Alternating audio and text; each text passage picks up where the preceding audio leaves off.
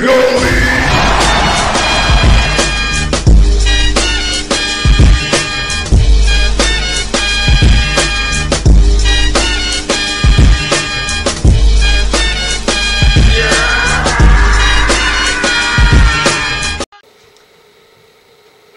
à tous, aujourd'hui on va voir comment transformer un fusil d'assaut standard, donc comme celui-là, en un DMR. Donc pour ceux qui ne savent pas, les DMR ont été inventés après la Seconde Guerre mondiale. Donc c'est des fusils qui avaient pour but de contrer les snipers. Donc en quelque sorte c'est un fusil d'assaut semi-automatique à longue portée, permettant d'offrir un tir de couverture contre des snipers ou contre une troupe en général. Donc c'est des fusils semi-automatiques qui peuvent souvent tirer aussi en automatique, mais c'est pas leur but principal, et qui ont comme portée entre 400 et 600 mètres. Le but étant de fournir un tir de couverture à des troupes au sol. En airsoft, pour en revenir un peu à ce qui nous intéresse, les DMR c'est pas très répandu, on en a quelques-uns. Alors les vrais DMR sont tout ce qui est AR-15, donc AR-15 je sais pas si vous voyez ce que c'est, mais c'est une grosse M16. Après on a les Dragunov, ceux qui sont en électrique semi-automatique. On a tout ce qui va être les M16 longues, certaines AUG, malgré que les AUG ASG manquent un peu de puissance pour être réellement des fusils anti-sniper. Et on a aussi tout ce qui est après la fabrication qu'on va appeler artisanale, donc des personnes un peu comme moi qui choisissent de customiser leur fusil d'assaut basique, donc un fusil d'assaut tout ce qui est plus standard, en un DMR.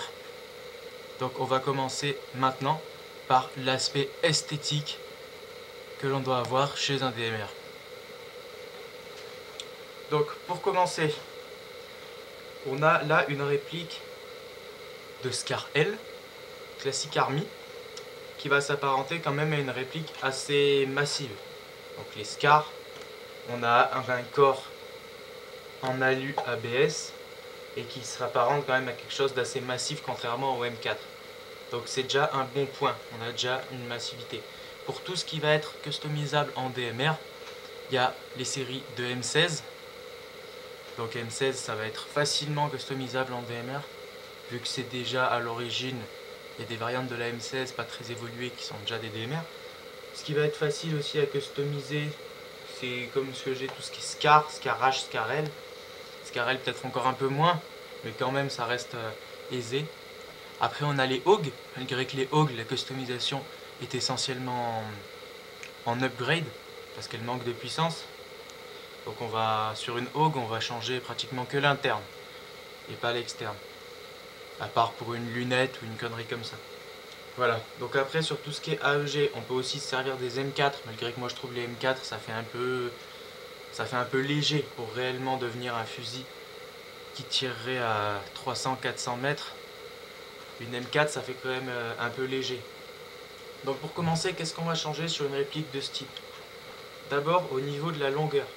On a une longueur canon qui est sur cette réplique, et comme sur pas mal de M4 qui tourne autour des 25 à 30 cm de canon interne. Donc déjà au niveau du canon interne, pour avoir une bonne précision à distance, donc là sachant que sur les DMR Airsoft on va chercher une précision et une distance max qui tourneront autour des 70 mètres, il faut qu'à 60-70 mètres ce genre de réplique customisée arrive à toucher assez aisément. Donc pour commencer il nous faut un canon plus long. Comme là on est sur la partie, on est sur la partie esthétique, on va pas parler de l'interne pour l'instant, et on peut déjà glisser ce cache-flamme, parce que pour pouvoir mettre une rallonge interne, c'est-à-dire un canon plus long, il va falloir aussi qu'on ait un canon externe rallongé. Donc pour cela, je vous amène tout de suite.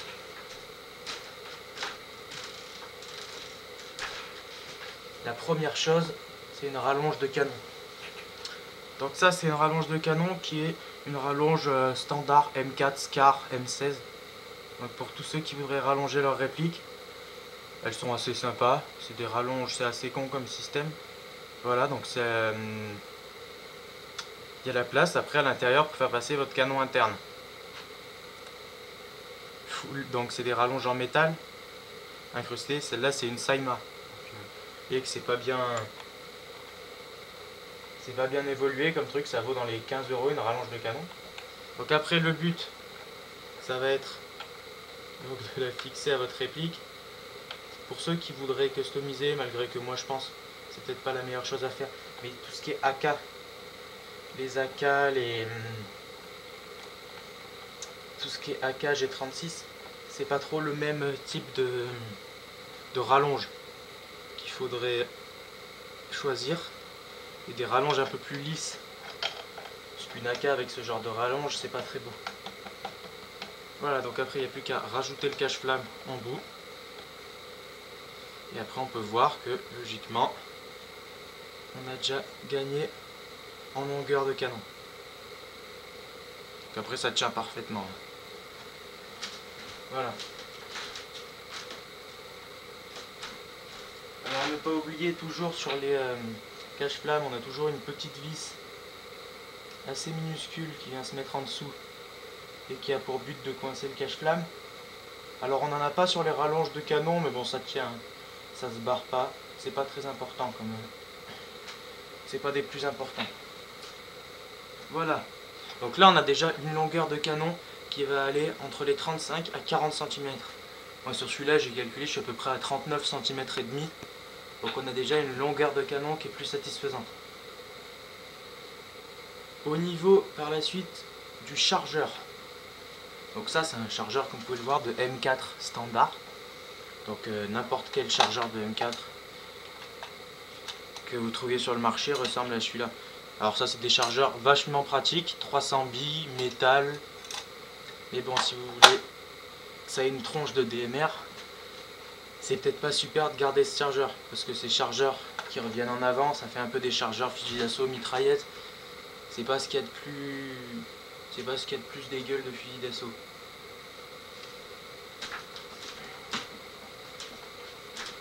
Donc pour pallier à ça, on peut trouver sur le marché assez facilement des chargeurs type M4 qui soient de cette forme. Donc des chargeurs qui soient droits et qui ait un fond de chargeur un peu incurvé. Voilà. Et ça, là, déjà, logiquement, on donne un air plus agressif et plus fusil de précision. Voilà, on peut le voir tout de suite. Ça fait quand même plus DMR qu'avec ce genre de chargeurs qui sont peut-être un peu trop longs et un peu trop encombrants. Après, le problème qu'on a sur ce type de chargeur, c'est l'autonomie en billes. Voilà. Dans celui-là, on rentre 300 billes. Dans celui-là, on rentre 170 billes. Voilà, directement, vous allez diminuer votre efficacité en termes d'apport de billes. Après, par contre, si on fait un DMR, c'est pas forcément pour bourriner en permanence. Donc le fait d'avoir un peu moins de billes, c'est pas forcément gênant, puisqu'un DMR est fait d'abord pour tirer en semi-automatique, sachant que dans les clubs français, au-dessus de 350 fps, vous êtes obligé de jouer en semi-automatique. Alors pensez bien que voilà, avec celui-là qui tape dans les 380 à 400 fps, vous jouez déjà en semi-automatique, même en tant que fusil d'assaut. Alors en DMR encore plus. Donc pour la dernière partie qu'on a et qu'on va pouvoir changer, c'est une optique. Parce que quand on est en optique, quand on est en optique fusil d'assaut, on utilise souvent des mires. Donc la hausse et la pointe. Alors c'est très bien, ça vise vite, c'est assez efficace à courte portée.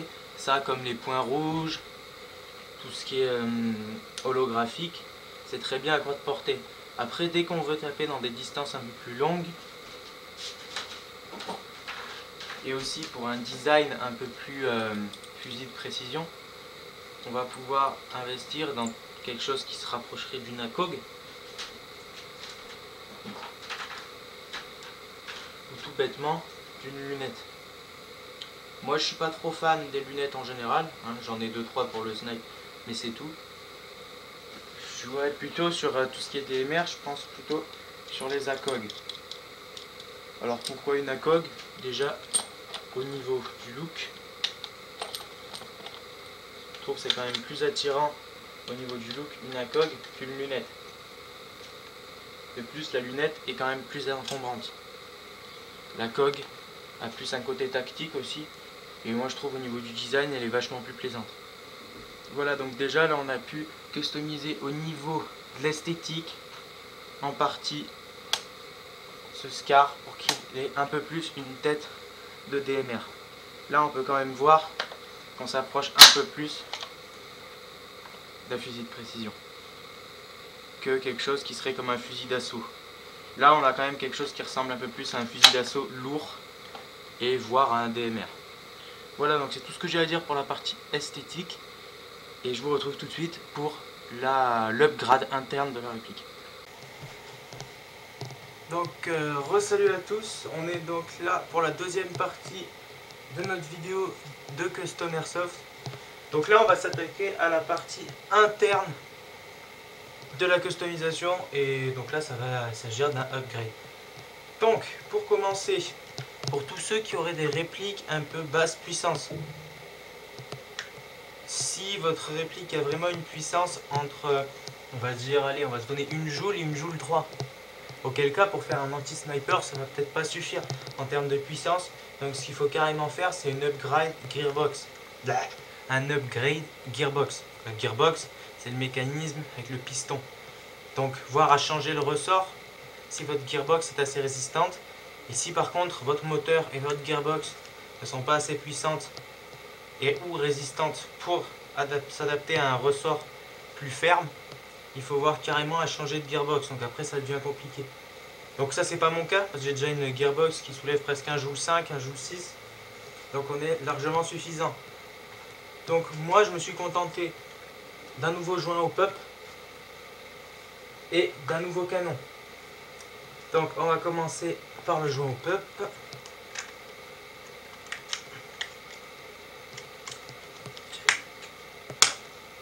Hop, faut pas perdre les petits ETD au pup qui servent à faire le contact. Donc pour ceux qui se poseraient la question, il y en a bien deux, mais je vais pas utiliser les deux. Donc c'est un hop-up haute chaleur, donc 65 degrés, pour des répliques à puissance assez élevée, entre 380 et 400 fps. Voilà. Donc après, ce qu'on va faire, c'est aussi mettre un nouveau canon. Donc là, je vous ai gardé pour vous montrer la différence de taille par rapport à une extension. Ça, c'est le canon d'origine. Et ça, c'est le nouveau canon. Voilà. Donc au niveau du canon d'origine, c'était un 6,03 de diamètre. Donc un 6 mm 0,3, canon de précision. Après, il était court, donc il développait pas forcément une... Il était précis, donc c'était pas non plus la folie. Parce qu'il s'agirait du nouveau canon, c'est un canon Tanyo Koba rayé de 6,04 cm de diamètre. Et d'à peu près, celui-là, il doit faire dans les 39 cm de long. Voilà. Donc je vais essayer de vous montrer, mais c'est les canons rayés Tanyo Koba. Voilà. Donc le but de ces canons rayés, c'est que la bille frotte sur un coussin d'air pour éviter les chocs et qu'elle perde une perte de précision. Donc pour ce qui est du hop-up, on va le monter. Donc voilà le joint hop-up. Le canon, alors il y a toujours une petite rainure pour bien s'aligner droit. Alors, est-ce qu'elle est ma rainure?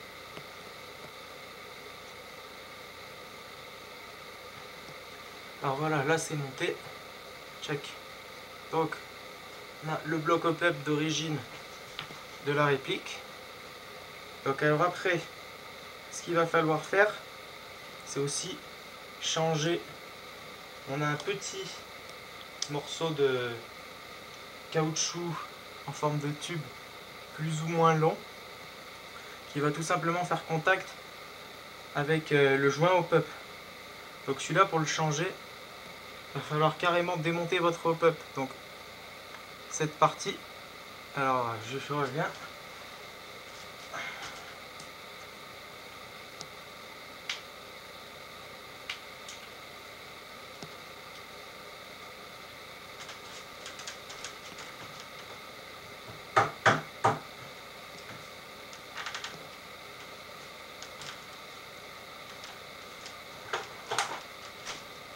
Donc voilà, le but ça va être de virer en gros votre patte, la patte qui sert à appuyer sur le joint. Alors moi il y a une goupille qui tient cette patte, donc voilà, on va pouvoir la virer normalement. Voilà, on a réussi. Donc sur cette patte il y a une petite encoche, comme vous pouvez le voir, qui se trouve au bout de la patte. Donc cette petite encoche elle va avoir pour but de tenir ce petit teuteux comme ceci. Et c'est ce petit teuteux qui va faire le contact avec le joint au pup. Donc j'ai monté tout ça dans mon bloc au pup. Voilà, donc je viens de finir de remonter mon au pup avec ma petite patte de au pup. Maintenant on va pouvoir y insérer le canon. Donc il faut bien faire gaffe parce que dans votre canon sur le dessus il y a un petit trou. Donc ce petit trou, il va falloir le mettre, l'aligner en gros avec votre système pup pour que ça puisse venir appuyer à travers le canon. Donc vous le placez bien au-dessus du petit du trou qu'il y a dans votre pup. Alors si vous pouvez vous aider avec les deux encoches qu'il y a sur les côtés pour trouver l'endroit exact où le placer.